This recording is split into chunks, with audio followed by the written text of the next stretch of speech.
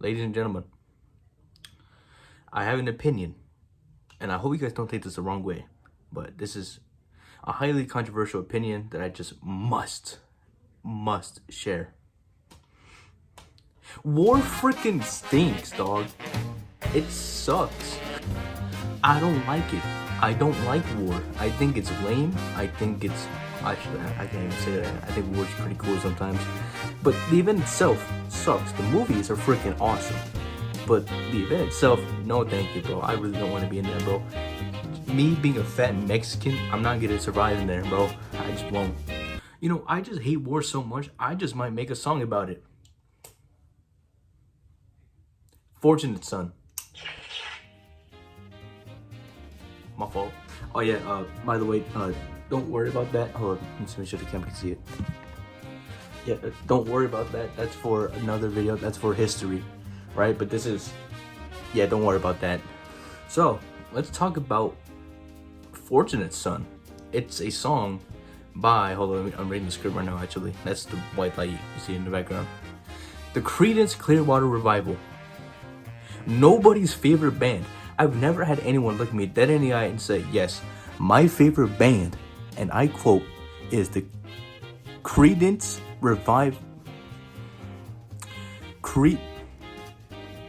Creedence Clearwater Revival. That is my favorite band. No one's ever said that. But you know what? To me, they're a one-hit wonder. They also have another song that has over 1 billion streams on Spotify. I'm not one of them. So I've diddle-daddled enough. I've diddle-daddled enough. So let's actually talk about this, because I kind of need this grade, you know? So, historical context, right? It was made in the 1960s, specifically 1969. Make a joke about that and I'll slap you. The 60s, right? A whole lot has happened within those 10 years, such as the Vietnam War, the Cuban Missile Crisis, the Civil Rights Movement, Martin Luther King Jr., and Malcolm X. You know, my two favorite celebrities. There's also some really notable people such as Cesar Chavez, Muhammad Ali. I should probably look at the camera. So yeah, Muhammad Ali, Cesar Chavez, Martin Luther King Jr., Neil Armstrong, and Malcolm X, like I just said. You know, I don't know what to say, bro. So, let's answer the long-awaited question. How does the piece of media reflect or comment on a historical context? So, Fortunate Son was made as an anti-war... Oh my lord. Fortunate Son was made as an anti-war song that was an entirely dedicated response to the Vietnam War. It was talking about how, you know, it's time to bring back the soldiers. This is a long war. Nothing's happening. It's just a loss. Nothing's changing. You know, it's bad. Like, nothing's going on.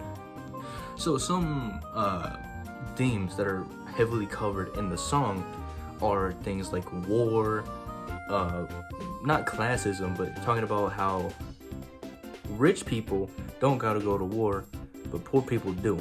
There kind of sense to that. And let me check the script again, because you know, this is my first take. And drafting, you know, just being drafted to war, it sucks. It just freaking sucks. So as I've said before, the song is a response to the Vietnam War. It was a response saying, hey, get the soldiers out. It's time. It's about time we go home. So when we watched the music video that was made in 2018, we can see that it's very much in the country aesthetic. It has a bunch of old-fashioned cars that you would likely find in the 60s. I wouldn't know. I wasn't there, but I would expect those type of cars to be prevalent around that certain time. And also big country aesthetic. My fault. That might be a little racist. I apologize about that. This is also off topic, but I would like to point out that in the background, right? I assume the music video is supposed to be in like the 60s, right? Something like that. But I'd like to point out that in the background, I saw an Xbox One.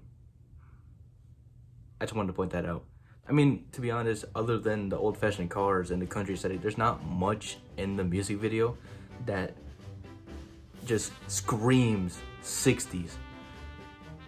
Yeah, but there's other messages that you can see within the video, such as just the most random things imaginable, like ketchup on a board that says "It ain't me," or I don't have it written on here, but like the palm of the hand would say "It ain't me." Hold on, let me just write that real quick. So as you can see here, I tried, I really did, but you know, I used to be ambidextrous, but now I just can't write with my right hand. Now I'm left-handed to deal with the, you know, quiet, when, I'm left-handed. But I tried, I really did. So I'll be right back. It ain't me, I'm gonna win it all. Damn, this freaking Sharpie won't come off.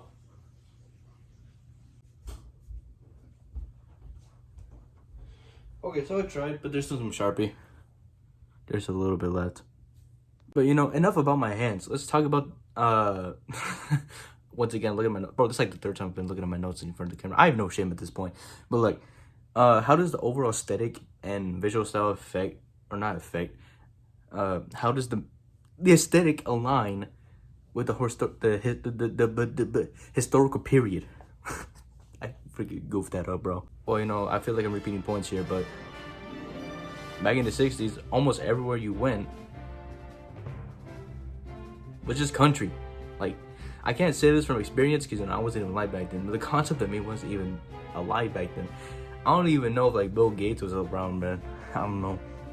So finally, let's talk about something new. Let's do some whoa.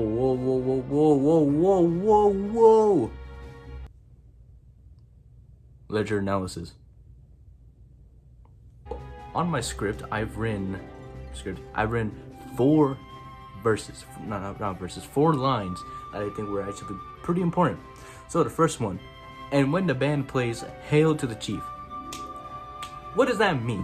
What do you mean by that? So, "Hail to the Chief," if you guys don't know, is pretty much like the unofficially official presidential anthem that, you know, gets played whenever the freaking president walks into the room, like it's its own theme song. So yeah, some folks inherited Star-Spangled Eyes. Star-Spangled Banner is the name of the national anthem, if you didn't know. I'm sure like 30% of Americans don't know the name of the country's national anthem. So, now you know. So, what does it mean by some folks inherit Star-Speckled Eyes? I assume, this is just assuming, I assume this relates to patriotism. You know, people who want to fight the war, actively want to fight the war. That's why it says some folks. Some folks. Not all folks, however, because majority of people don't want to fight this war anymore. So, yeah, that's my analysis. And this one. Oh, they send you down to whoa. Sorry, that was horrible. I will never do that again. But look, that is referring to, you know, getting drafted. Hold up, let me check what the line was beforehand. It goes, some folks inherited Star-Spangled Eyes. Oh, they send you down to the war, Lord. So, other than Lord referring to, you know, religion, the people who inherited the Star-Spangled Eyes, I assume, are the people sending other people to war. So I would assume that Star-Spangled Eye people are the rich people sending the poor people, or not the rich people, but like the higher power people sending the low power people to fight the war. Yeah, that's me though. The last line I wrote, it ain't me, I know military son. So pretty much throughout the entire song, he's had lyrics like this where he would say, no, I ain't no fortunate one, I ain't no senator's son, stuff like that. He's pretty much saying, I'm not rich like that. I'm not rich. They're sending me to war pretty much because I'm not rich. I'm not this. I'm not that. I'm just this. You know, I'm not this. I'm this. You know? So low you can't even see my hand in the camera. So, the song is obviously social commentary to, or about, the Vietnam War. I don't know how to just go from that. Basically, the song urges its audience to know that poor families are drafted to war while wealthy families can just stay out of it. They're just spectators. They pretty much, it's so let's talk about reception after that whole, you know, just me blabbering. So, how did the media receive it? Majority of listeners loved it because it accurately represented how they felt about the Vietnam War. You know, how did they feel? Once again, I'll say it again, pretty much. They didn't like war. War, bad. War, no. Soldiers, back home. As far as I know, it hasn't sparked any controversies or discussions back then. But then again, it is the 60s. Not everything was super documented as it is now. So I could be wrong. I hope I'm not wrong, because, you know, that would cost me some points for this final. But, you know, as far as I can tell, there's nothing. So overall impact on culture. It had actually a lot of impact, even now, because like whenever you watch a war song, chances are you will hear Fortunate Son playing. I don't watch war films like that or movies in general, so I can't really name any. I'll put a list right here, I guess. If you've seen any of these movies, you probably heard the song. And you know, it's really important. It's an important piece of not only the 60s, but just American history. It's pretty much like a secondary national anthem. It's like a national anthem for war. It's ironic because it's anti-war, yet it gets blasted during war.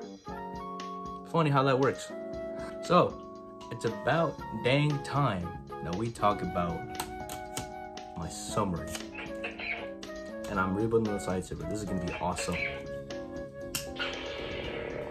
I thought it was red. So across the board, across the states, I mean, it received critical acclaim, surprisingly. It received critical acclaim because of its accurate depictions of how 60s Americans felt about the Vietnam War. So, my reasoning for all this, why do I think it's anti-war? Because the band says so. Like, I don't know how else to put it. Hey, good morning. It is the next day after filming last night, and I'm redoing this because, look, I got it wrong. I said there was no controversies, but I was wrong. There was actually some controversy. It wasn't much, but there was some. So, let's talk about the controversy. It was very simple. Basically, it wasn't even about CCR. It was actually about, hold on, I'm trying to read the name. John Kerry, however you pronounce it. Damn, I'm burping, I apologize. But he was a 2004 Democratic presidential candidate. And he used the song as a part of his campaign, which was very much used as a rebuke of George W. Bush's campaign. You know what rebuke means? It pretty much means against or in spite of, pretty much. But still, after digging further, I was able to conclude that it wasn't really that controversial of a song when it first released. It was only controversial when people used it in a specific way, not the song itself. So, yeah. Back to Pass Me. We have another box, right? So I just noticed, like 15 seconds ago, before I started recording this, I rewatched the video and I noticed that throughout the video, you can see like people doing business, you know, it's like starting their own businesses. Like one of them, I think, is like a lemonade stand. Let me check.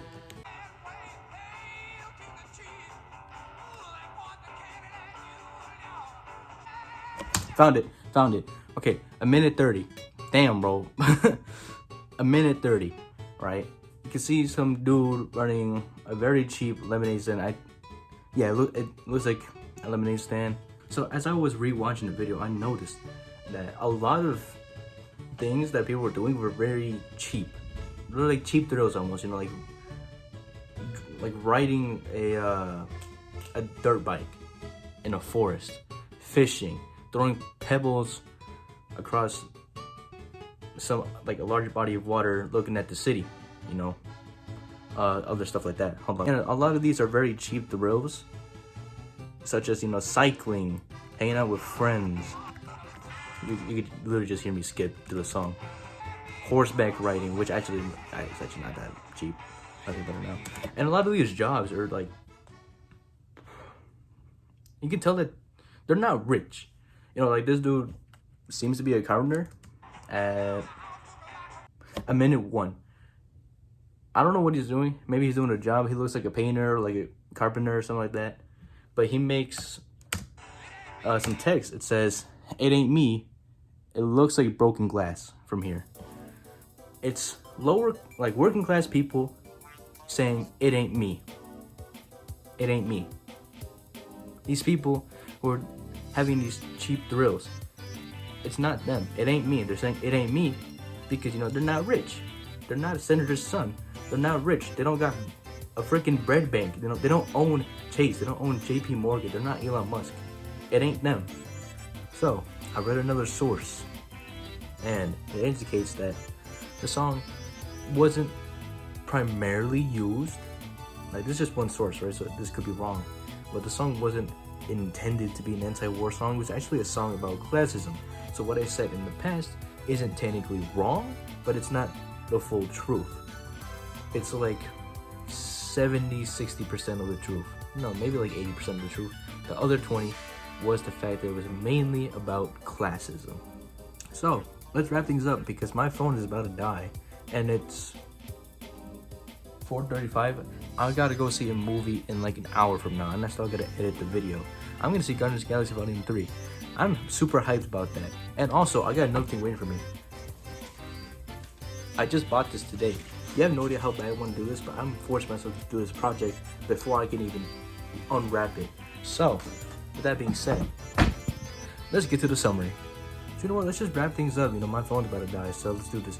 So, long story short, Fortunate Son by the Creedence Clearwater Revival was made as a song about classism, while also having an underlining tone of being anti-war. The lyrics indicate that it's about anti-war and also about classism. It's mostly about classism, but also can be hinted towards war. Honestly, after checking my sources, one says that it's anti-war, the other one says it's about classism. So honestly, fuse them together is what we get. So, the influences of the 60s in the song, right? So let's talk about that. So look, the song was influenced by the Vietnam War. Even though it's not a completely direct response to the Vietnam War, the song would have never been created if it wasn't for the Vietnam War. And let me tell you why. Because if the Vietnam War didn't happen, then the question about classism would have never been asked. You know, how are rich people benefited in ways other than, you know, not living on the streets? And with that, I'm gonna leave it there. I'm gonna just let it sit and pray that I get a good grade. Please give me a good grade, please. So look, let me know. What do y'all think? Like, do y'all agree with me? Like, do you think it's more about classism, or do you think it's more about being anti-war? Don't tell me in front of the screen because I can't hear you, but this is recording. But you know what? It'll be an interesting discussion. So yeah, that's all I really have to say about this topic. I'll see y'all next time.